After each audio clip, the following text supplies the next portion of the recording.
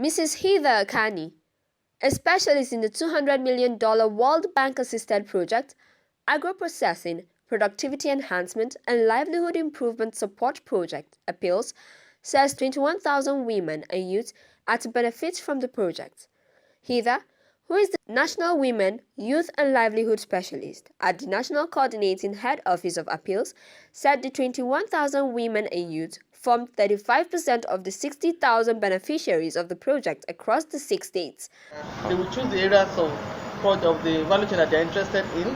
They will be guided, they will be trained. They will be trained on how to develop their own business plan. They will be guided, they will be mentored on going forward, and even sustainability aspects. So for example, a beneficiary chooses to go for cassava, you'll be trained on how to develop that value chain from production to processing to packaging. And if you're interested in exporting, why not?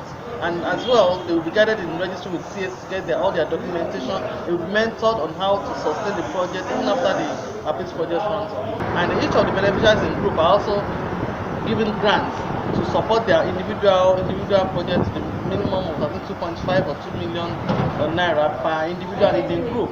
But as a group, they have common resources to use, and then it will be really okay for them to sustain the value chains, whichever value chains they are interested in.